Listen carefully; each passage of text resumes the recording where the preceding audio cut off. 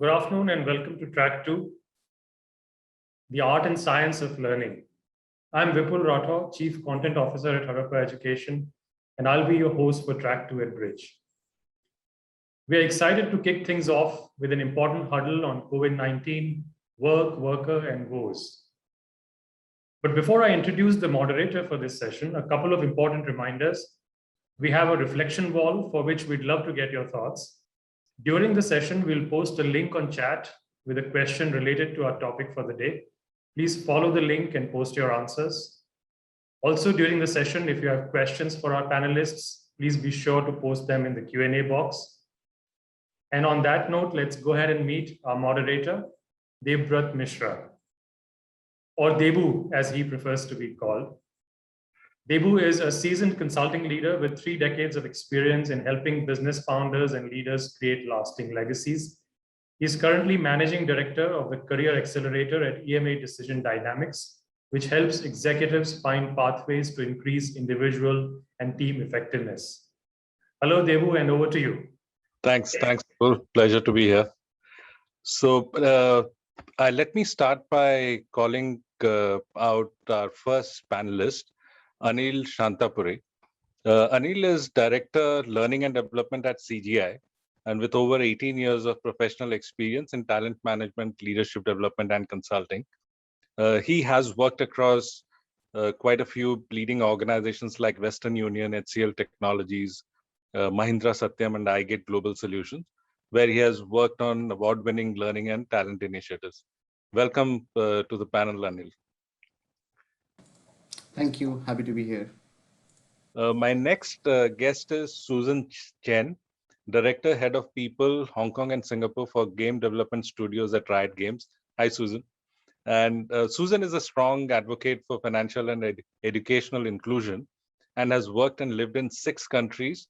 She currently holds a PhD with a focus on knowledge management and is pursuing a program in educational psychology. She works with teams and leaders to develop talent strategies, which is what she's very strongly focused on. Great to have you here, Susan. Thank you for having me. My next panelist is Mukta Nakra. Mukta is the Head of Human Resources and Sustainability at Marks and Spencer India, a very passionate advocate for diversity and inclusion. She has launched quite a few initiatives, and I would like to mention a few of them. She launched the Women in Retail program to promote gender diversity across stores in Walmart, India. And she has also led Reach Out, a development initiative for senior leaders at Amex in partnership with PepsiCo, PwC, Microsoft, Tata Group, and RB. Mukta has previously worked with organizations like ABN AMRO as well. So welcome to the panel, Mukta. Thank you so much. It's a pleasure to be here. Great. So let's use this time effectively and kickstart our discussion. What I want to do is, start with the phrase that what does return to work really mean to you? And what I would like is each of the panelists to take turns to give their one statement response to start with, and then we'll dive deep into the topic. So why don't we start with you, Mukta? What does return to work mean to you? Sure, Debu. I think yesterday when you and I spoke, just the fact that return to work is really return to workplace, right? We've all, in fact, found the lines of work and home pretty blurred in the last few months.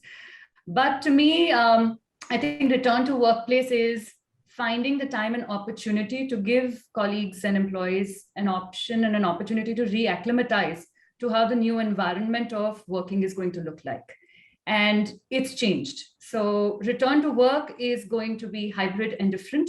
And we need to find that opportunity to ensure that people find their comfort in getting back to office. Okay, thanks. Susan, what is the new reality of return to work? I think absolutely to Mukta's point that we have always been at work. We're not returned to work. We have been at work. So what we're returning to is a new paradigm, a new ways of thinking. And dare for me to say this, I think all of us will return to the new workplace, never be the same. We have new realization, new reflections, new learning. So I think return to work is really that new paradigm of how we are shaping into in the next phase. Thank you. Anil, your views on return to work? Sure. I think just echoing to what Mukta and Suzanne mentioned, I think it's not return to work, but it's reimagining work. It's more about having a renewed social contract of how we'll take this forward together. I think that's what's, see, as humans, we all want predictability. Now, there's a lot of unpredictability of when this might end and we all might go back to the original normal. So I think what people are looking for when we say return to work is, can we have a renewed social contract of how will we continue working together in the future? So if I were to take the notion, and I love the idea that Susan and Mukta talked about, that and especially Susan mentioned the fact that we have always been at work. So what do you mean by a return to work? My question is that are we seeing a new format of work that transcends the normal work hours? Because earlier we had to go to office and it was presumed that work happened there. And suddenly all of that got upended because of the COVID pandemic. So do you see the definition or the fluidity of work get enhanced during this crisis and in the new world of work? So what are your views on that? And if you could have your, Susan, why don't you share your perspectives now that you have also seen and lived and worked in 6 different countries, so you would have seen the diversity of work cultures. So just to answer, so to clarify, the question is how do you think this sort of return to work, the implication on the teams, or what are you thinking? How do we shape focus?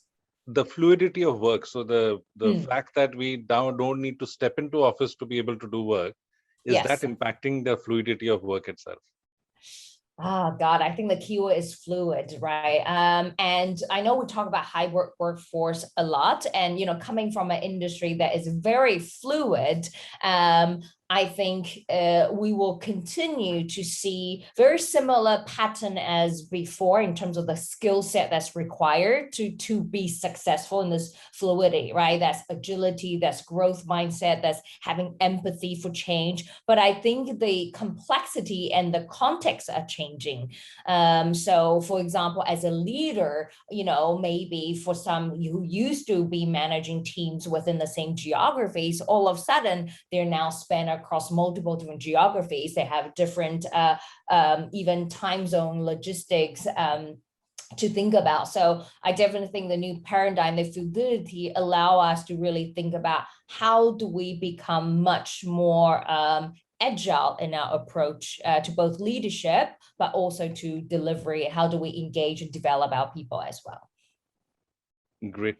Anil, your work at organizations like Mahindra Satyam and iGate, do you see this notion of work spanning different kinds of work hours? Any reflections on how do you see that shape up now, given the context of COVID-19? Yeah, definitely. I think even before pandemic, having worked for global organizations like Western Union, uh, time zones are always a blur. My last 4 organizations, my manager was never been in the same country as me. So, that has always been the case for organizations which had to work in global across time zones.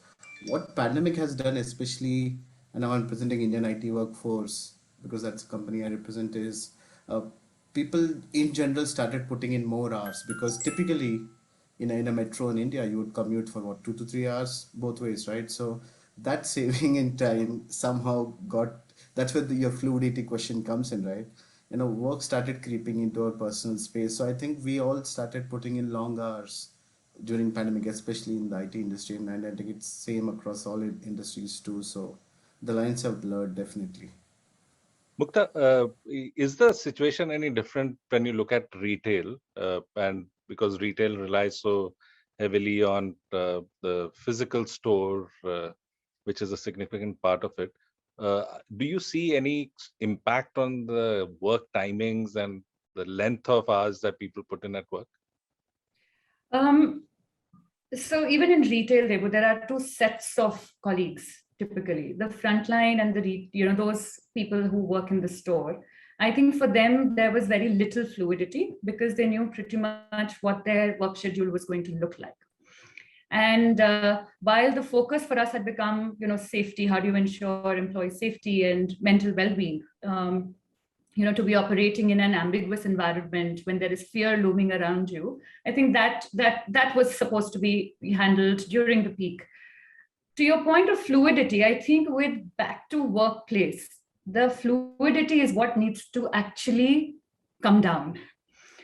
The fact that burnout is setting in, the fact that there is disillusionment about, do I want to remain engaged with this workplace? Is this making me happy? I think it's as globally, I think there is a term being used as talent tsunami, right? And that talent tsunami is coming out of COVID burnout. And it's time we kind of pause that fluidity because people need a little bit of boundary to be able to navigate between their personal and work lives. And to me, this is an opportunity where you start to address some of those issues before we create mental well-being or mental health becomes a huge challenge for all of us to address. So one of the things that, the talent tsunami piece triggered a thought is one of the piece that we are discovering, and in the work that I do, we come across different career models that people can explore, but there are stereotypes that a career is a 9-to-5 or it is a linear progression.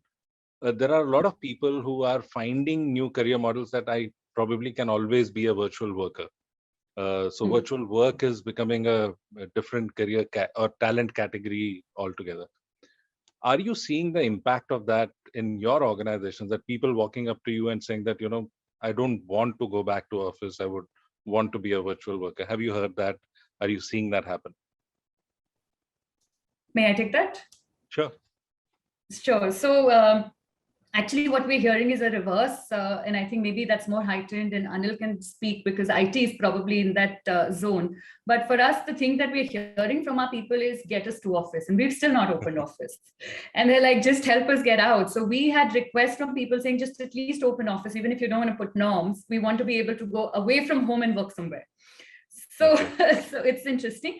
However, I think what we've heard now is, retail was very customer focused, very high touch industry, and people are now looking at flexibility. So I think there is still a transition that is happening from being in office every single day to people saying, I don't think we want to be in office every single day, but we want the flexibility to be in office for collaboration. And when I need to deliver on my own, I'm willing to work at home. That shift is still visible. Susan, any thoughts on this new breed of workers who want to work from the cloud? Well, I feel like since I'm in the sort of the video gaming industry, we'll probably have a good population of sort of millennials or the younger generation, but we are still hearing people do want to get together, go back to the office from the sense of innovation and creativity, right? We are in the game development world. We are about creating things together as a team. So I think as much as we appreciate working independently, there is still that level of team dynamics that people do appreciate. So we do hear people talk about wanting to come back to work, but I have to say, nobody says I want to come back to work Monday to Friday. Everyone is talking about the hybrid model. Everyone is talking about, and as an organization, we're moving into a hybrid as an organization. So we're doing Monday to Friday work from home, and Tuesday to Thursday will be the time in the office. So I think organizations are recognizing that, and individually, so we are understanding where is our boundaries and what is giving us the opportunity to be more effective. Fantastic. Anil, off-site, on-site work in the information technology industry has been long-standing. So I will ask you actually something different. Sure. In this, as a result of the COVID pandemic, do you think it's time to revisit the 30-year-old employee engagement model? Because if you look at the factors of employee engagement, for 30 years, they have been about hygiene factors like job security, work conditions, comp and ben, relationship with manager or leader, relationship with colleagues, and then sense of achievement, pride in work, and feeling of belongingness. So all of that has stayed constant for 30 years. Is this tsunami, talent tsunami, and this COVID pandemic going to change it after all these years, or what's your viewpoint on that? No, thank you. It's a great question. So I think the best way to respond is I use this a simple abbreviation or acronym EEE. So I think the traditional approach was engagement, and we have the typical productivity measures. And over a decade back, with the advent of design thinking and customer experience taking a front seat with products like Apple and also other service lines, we also started exploring employee experience and measuring it. So from engagement, traditional engagement, we went to experience. But I think what pandemic has done is introduce the third E, which is to focus on energy. And what I mean by that is to focus on the whole person, not just their skills, workplace, but also their health and well-being, their aspirations, motivations, their preferences. So we need to make a fundamental shift. And that's what this talent tsunami, or you're hearing other term called the great resignation wave, or many things, right? I think it's time we start uh, treating professionals as whole persons, and that's a very fundamental shift which we need to Okay. Great. take. Yeah. Great. Mukta, what about your views? Any new insights into or new changes required in employee engagement? We heard experience and energy as two additional, factors. What's your view on that? I think engagement has become even more decentralized in the last few months, right? Gone are the days when engagement was also about the social interactions at office, whether it was the coffee breaks, whether it was the outings, or whether it was the parties. It kind of just came down to how I am being included in conversations, how is my manager making me feel, how am I kind of now feeling valued in the organization. So I think the role of people managers has become so amplified and enhanced in the new age engagement, as well as keeping a tab on how people are feeling emotionally to drive the right level of motivation, to ensure we understand what's driving certain behaviors for our people. That I think as organizations, we need to start to invest in those capabilities of people managers, so that they can design what they have to do with individuals, because it's not a single approach that's going to work for everyone. You'll have to customize things that you do for your team, for your people, to keep that day-to-day engagement alive. Okay, great. Susan, somebody asked on the question and answer wall that how do we engage employees virtually, and especially in game development, you have distributed teams. So any insights on how employee engagement changes or takes on a new perspective when dealing with a virtual workforce? Wow, I think if you Google this now, there's like thousands of articles, 5 things to do to manage your virtual teams, engage your teams. But I really like what Mukta have just said before, and actually combine what Anil said is, how do we recognize your employees now, engage them as a whole being, right? And take the individual approach. So I think more and more the organization are thinking, okay, instead of having a broad brush engagement activity that we think everyone should get, how do we now tailor enough boundaries for that to be much more tailored experience? So I think what we're moving towards is how do we build options for our teams to make sure that these engagement are meaningful for them, right? So for example, even with our wellness, instead of saying everyone gets the same thing for the sake of fairness, what we say is that here is the resources you can have, and then you choose what is right for you. For some people, it may be playing tennis. For some people, maybe doing yoga. So much more that individualized approach, that whole person, that whole being, I think is a really positive approach to start thinking about engagement from much more individual perspective rather than collective. Great. So from a CXO's perspective, so the three of you lead elements of the function or the function in your organization. So what are the expectations on the new competencies for people to return to the workplace? So are you seeing a need for new competencies when people come back to the workplace in this post-pandemic environment? Any reflections or any insights on what you think will be absolutely necessary? Let me start on that. I think industries generally are shifting and the future of work is different.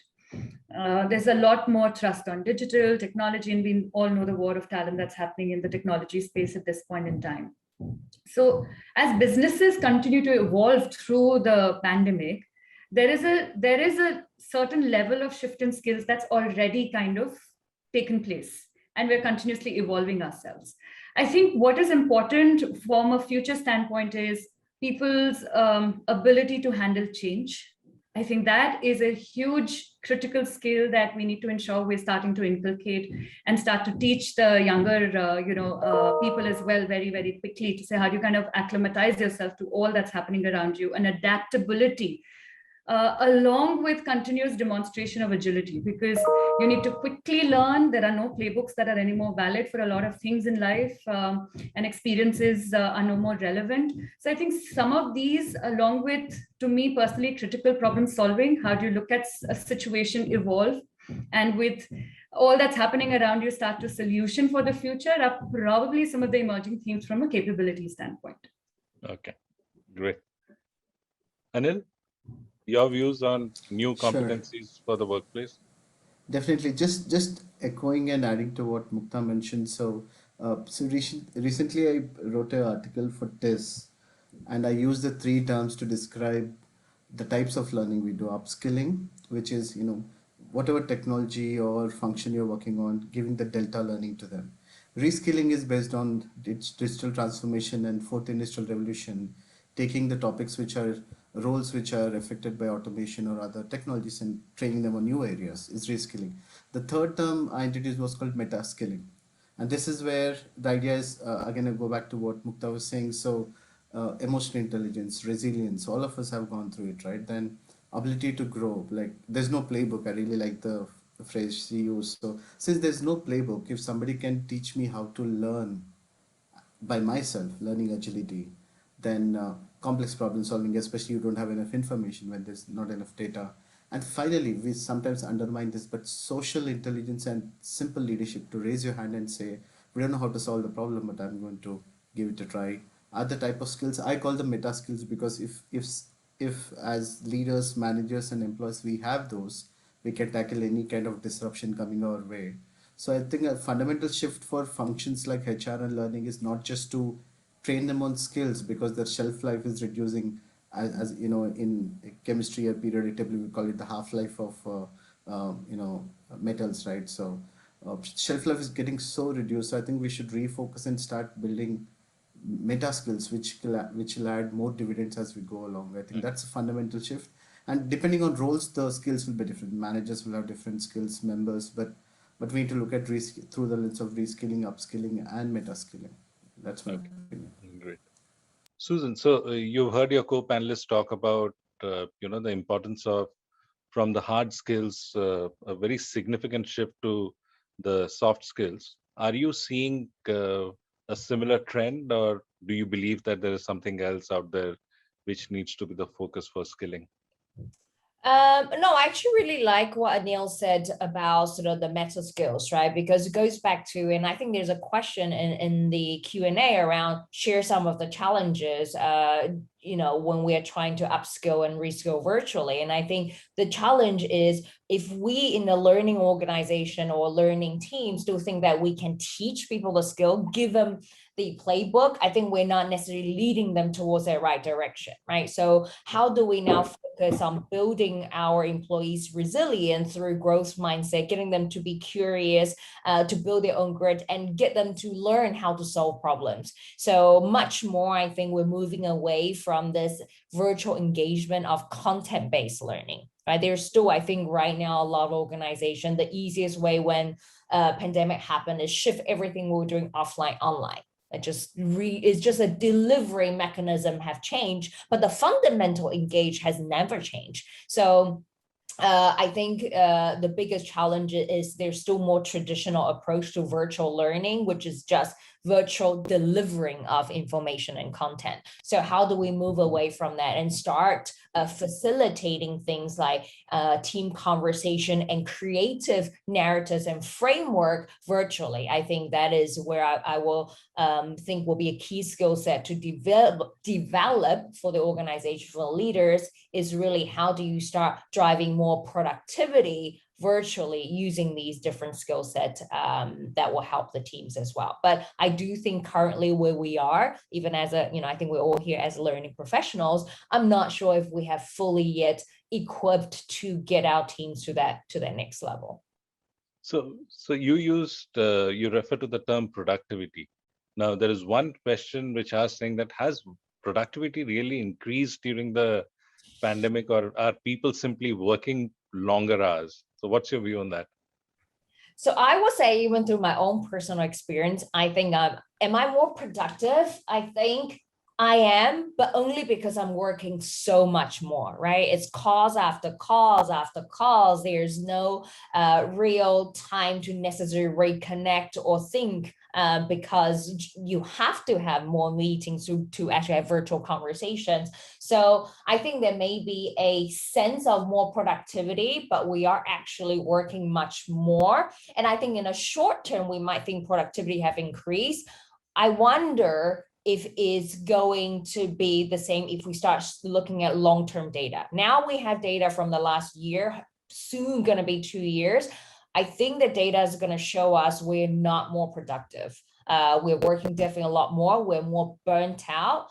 We think we're more productive, but the organization itself are not actually being much more productive. Okay, so David, can I quickly add in just sure, to sure. that? Go ahead. So in my organization CGI, just to respond to that question, last 4 quarters, the employee satisfaction scores have been record breaking. So every quarter the scores are going up. So it's, in a way, it's a reflection of, engagement and productivity is increasing. But we all keep our fingers crossed. We know when it's going to stop, right? And that's where I agree with Suzanne saying, is it long serving? Will it actually continue? I don't think so. But it's been a strange phenomenon when you look at engagement scores going up, but then also the talent tsunami happening and COVID burnout. So we need to look at it holistically. But I think productivity is it's a function of many factors we need to keep in mind. But it's something unique is happening now, which never happened before, and we don't have a precedent to go back. So we'll have to learn along the way. Yeah. So I would just take a leaf out of what Susan mentioned and what you also mentioned, that if you look at is the day more productive? Yes, we are achieving more in a day because we are working longer hours in a day. Is the day more productive? That maybe yes, because the commute time, which was usually non-productive, is no longer required. So I'm doing something in that time. So there are various things, but are there too many meetings? Am I getting enough breaks to recharge and replenish? Maybe not. So there is always we haven't struck a balance. So what I hear from you is that we haven't struck a balance, and we are hoping that we do that in the future. So that brings me to another question. So what are the negative and positive impacts on your organizations as a result of COVID? So just a quick rapid fire round of positives and negatives. So I think positive is the whole digital transformation is surely a positive. And I think there was a meme going around, right? The CTOs didn't have to play a role. It was COVID that led the digital transformation. I think negative for us from a retail industry standpoint, we're an industry that has been hit significantly. And business cycles have evolved. So we've gone through a lot of change, but hopefully we're stabilizing now. But I don't think there is any negative, so to say. I think there are learnings that come out of adversity, right? So that's really how each one of us have to kind of keep looking forward and stay strong and be resilient. Great. Susan, positives and negatives as a result of COVID. So I have to say the gaming industry is quite interesting. We're probably one of the rare few industry that have thrived during the pandemic, because I think more players has found their experience and their voice within the gaming world. But I think the positive absolutely is that we're able to reimagine the workplace and our products, right? Reimagine how do we work more collectively, globally, when we think about our innovative productions and games as well. So I think that continues to be a positive thing. In terms of negatives, I still definitely see that from a more psychological and physical sense, there is still burnout. People are definitely working a lot more. So burnout is still very, very real. And then we continue to connect to the topic. I think learning at this moment, I feel the negative is almost a back burner. We don't talk about learning very much now, because one, we haven't figured out how to do it. And second, I think even our employees are figuring out what does meaningful learning look like for them now with a changing environment. So I would say the negative is how some of these key topics that used to be the forefront of the work that we do in HR is really now putting in the back burner. Great. Anil? Yeah, I think positives, as my other colleagues said, we could make this model work. In IT we call it geographically dispersed agile workforce, which earlier agile work teams used to work together, co-located. Now we proved that we could actually do a geographically dispersed agile workforce. I think that's a huge plus from an agility perspective. And we were able to sustain work and engage employees and keep our clients happy. Now, the challenges, I would say one is, you know, burnout, as Susan was saying, or I would even use the word fatigue, because when it's slow and creeps into you, you don't know that, you're getting into the zone of fatigue because it's becoming a habit. And that's, I think, a big, challenge. And then that's could be leading to all the talent tsunami and other behaviors which we're seeing. So that's one. The second is, this whole grand experiment for 1 to 2 years took a lot of inward looking to reorganize ourselves. And as organizations now, HR and learning leaders spending a lot of time, talent leaders, to understand hybrid policy and all that. So there's the chance that we might take our eyes off our clients and the pace at which they want to move. So we might become more inward looking than outward looking. Is the second challenge I see. The third is fundamentally, we've been talking about this for many decades, but I think finally it's now truly war of talent. It is an employee market. There is no denying now. So we can no longer act like we're working in an employer market. It's completely an employee market, and it needs a complete different mindset to approach every aspect of selection, hiring, retention, development, everything. Great. So there are a couple of questions which have come in from the audiences. So let's tackle the first one. If seen from a employees or a learner's view, how can organizations integrate learning, upskilling, and reskilling and meta-skilling into the usual workload? So how do you take the workload and the need to do skilling, upskilling, and meta-skilling and add it to that? So before I ask you to respond, one of my ex-colleagues used to say this, John Hagel, he's a thinker and a futurist, used to say that creation of new knowledge is actually true learning. And the only place you can do that is in your work.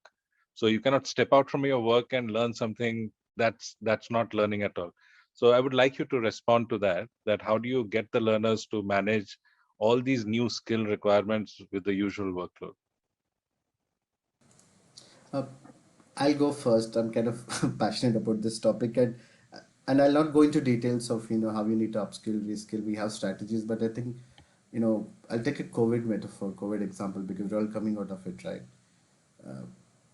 We had to follow three simple things: wear the mask, social distancing, and other precautions.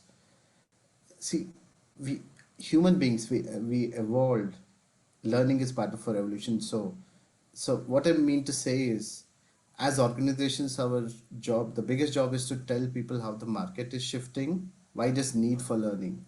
Like, when COVID happened, everybody started wearing masks, and people who did not wear had to take the consequences, right? So when you know the need, you will automatically make the behavioral shift. You don't have to, if you have to go and influence your employees to learn, there's something wrong with them also, right? Because I don't want to take complete ownership of learning. So industry is changing, digital transformation is changing everything, and our job is to show how our clients are, moving and what, and then people need to own up their own learning. So it's as for me, I mean, at a philosophy level, the ownership of learning stays with the learner, the empowerment stays with them, the enablement is with management and leaders, and then rest all is mechanics, right? So Okay. I'm like kind of a strong opinion there, so I wanted to go first. Yeah.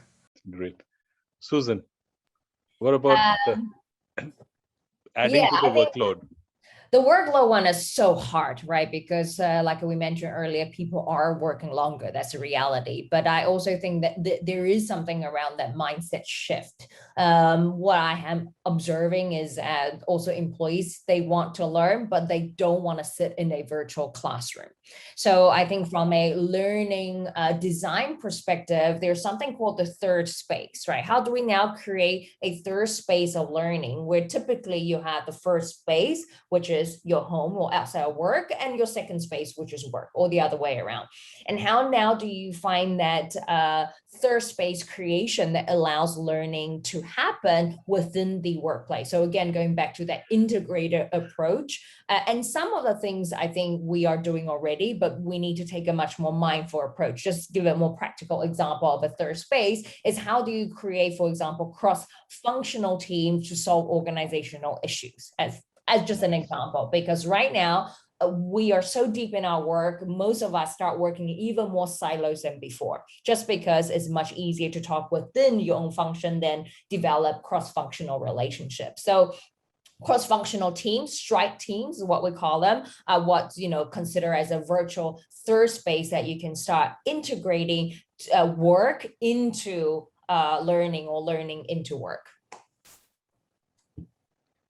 Nice. I'll come back to a follow-up question once we hear Mukta the viewpoint on this. Mukta, the need for learning as an additional part of the workload. See, I don't know whether we should create additional part of the workload. It shouldn't be seen as additional part of workload. It has to be integrated to, what we do every single day. And pretty similar to, I think, what Anil mentioned, right? How do you create an ecosystem where this becomes something that's easy to do? Now, as HR leaders, we need to push the envelope with the business leaders to say, are we creating bandwidth in the organization? Because, as talent tsunami hits us, skills are continuously evolving. You need new skills to be, you can't necessarily always build them. You need to sometimes buy them as well. How do you create that bandwidth through the right org design so that the burnout can be managed, and at the same time give opportunities for different exposure and experience through a framework for specifically those who are driven, who want to, who take the ownership of their own careers and want to learn? Because eventually, I think Susan mentioned, right? You cannot do another virtual session and expect it to land somewhere. The fatigue of the screen is so much that you need to experience things now. So I think it's a combination of allowing for that bandwidth to be available for people to invest in things. I don't know today if people even have the downtime to think through more strategically, because we're so operationally bogged down with day-to-day tasks. So I think it's a combination of just creating that ecosystem where you build that time and allow the framework to self-sustain in a manner. So my question was to do with, and it's a very simple question. Do you see, and from an organization's perspective, do you see a skills marketplace emerging within the organization? And that got, that question came to mind when Susan talked about stripes in the teams and cross-functional teams. All organizations seem to have a large workforce which has skills which are not used on the roles that they're performing, because we tend to have very straight-jacketed roles. So do you see an Upwork kind of a marketplace within organizations? Do you see that a reality coming up pretty soon? I mean, I think so. There is such a huge opportunity in that space, and people are willing to kind of experiment a lot more. They don't want to be boxed in a certain job. They want to be able to gather those experiences. And I think it's up to us as leaders to build that framework to see how do you sustain it. But the whole shift towards the gig economy, how do you kind of move to project-based roles? Again, I think to that point, your organization structures will have to evolve as well. It needs, I think, deeper thinking, but I think it's surely something that one should pay attention to. Great. Susan? So absolutely, I think there is such a great opportunity, but that actually goes back to linking that to a question that we have in Q&A around the what are some of the capability that HR as a function needs to have. I think actually this kind of creative org design, being the advocate of new ways of work in a sustainable way will be so important, and really move away. And this is something I'm really passionate about, is move away from this concept of best practice, because our world is never going to be the same, and no best practice is going to lead us to that future. So how do we create growth practices that is going to be right for the organization? I think there'll be a huge skill set requirement for the HR, because you know what, in this pandemic, what I think is really positive development is the leaders are looking to HR actually to help them to navigate, which I think when you see in the previous challenges, even in the downturn economy, they don't turn to HR for this. All of a sudden now, HR is the leading figure on how does the future of work look like? How do we maneuver in this new space? So I think HR upskilling, reskilling is actually going to be really important, but I wonder how much it is about our mindset to really shift into that new ways of practicing HR. So that's a great point. So reskilling HR and getting them to think about new models for organizations and work, and building in some of the gig economy features into the workplace itself. I think that's a great idea. Anil, any thoughts or reflection before we move to the last segment? Yeah, I'll keep it short. So I think before reskilling HR, we need to reimagine HR. I think because that's where we need to ensure all this. And I think if I'm not wrong, I want to quote, I think it's Jack Welch, who said, if the rate of change inside the organization is slower than rate of change outside, you're already a failure. And the reason I'm quoting that is, yes, the dynamics are changing. People want the talent marketplace, but are we ready to enable it today? Or we're going to lose people to other organizations? It's already happening, the talent tsunami, or this might lead to, the gig model. So, talent is groomed for the organization, not for a specific leader or a manager. So I think the challenge is on us, the responsibility is on us to make it work and add the agility we need to do it. So yeah, and it's a little scary too, if you think of it. Yeah. Great. So my favorite example is that HR needs to start looking at humans and robots in its paradigm. So it's not just humans, but even your algorithms are part of the human resources function. The simpler you can make jobs, the more exciting jobs will become, and that's probably an engagement model. So if we could look at some of the questions that are there in the audience. So any reflections on any additional HR curriculum which is emerging as a part of the learnings from pandemic? So Susan talked about, looking at new organization models or looking at new ways of working. Any other skills that HR leaders need to focus on for themselves?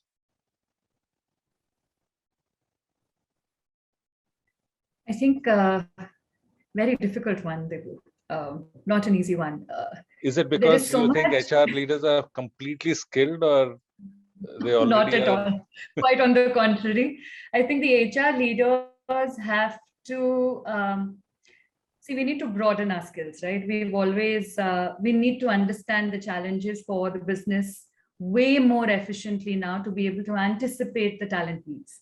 And and the business is also evolving. So it's not like the business leaders have all the answers. So how do you kind of remain so connected that you understand how business is going to evolve with time, that you're able to anticipate and stay on course when it comes to the skills and the talent needs that the business is going to have. And unfortunately, not all answers are there out there. But I think vulnerability, being able to take reverse mentoring, to be able to learn new skills. I think for HR leaders, some of those aspects have become so important, alongside the continuous demonstration of emotional intelligence, the empathy, the focus on well-being that has suddenly become so prominent.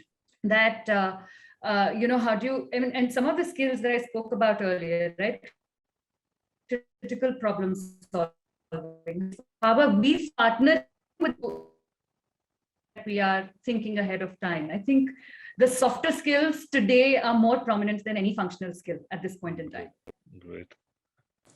So, Debu, just augmenting what Mukta mentioned earlier, I introduced 3 E's. Now, personally, I've been practicing 3 A's: agility, automation, and analytics. I think are 3 critical for HR. I've been being a learner in that space, those 3. So, yeah. I would agree. I was just about to say that maybe, technology becomes a very important skilling requirement for the human resources function. Susan, you sit on the edge of technology, which is gaming. So what are the other skills that HR needs to focus on for itself? I actually think I think we've covered a lot of it already, and again, that new ways of thinking. And I actually think one of the skill set will be even more important in this new dynamic is how can HR be true coaches to the leaders, right? Because one thing is who we are as HR, but our role partnering with the business to help them to navigate this new environment. So that ability to influence and coach, I think, will become even more important, and the context of that coaching will start looking quite different. The scenarios that you have to deal with will look quite different as well. So that piece, I really, again, I agreed with the fellow panelists, is that soft skill, that power skills, I call them, will be even more important as we move forward than the functional skills within HR. So in closing, one of the interesting threads that I found was that, based on the insights that the 3 of you shared, is that we have always been very comfortable with the physical workplace, and we struggled a lot the moment it moved into the virtual realm. And we are all seeking to go back to as quickly as possible to the physical workplace. We are also looking at learning to go back to the, flip over into the physical workplace. Maybe there is a need for us to look at understanding the kind of work that can continue to be delivered out of the virtual space, so that we start looking at new org models, new work models, which only require you to do the kind of work that you need to do in a physical space. That is absolutely necessary. Craft out the virtual workplace as a new paradigm, which also leads to the third space, which is learning happening in the third space, which could be a combination of physical and virtual. And more importantly, coming to terms with this new virtual and physical and hybrid place of work, with the intent of making learning happen in that.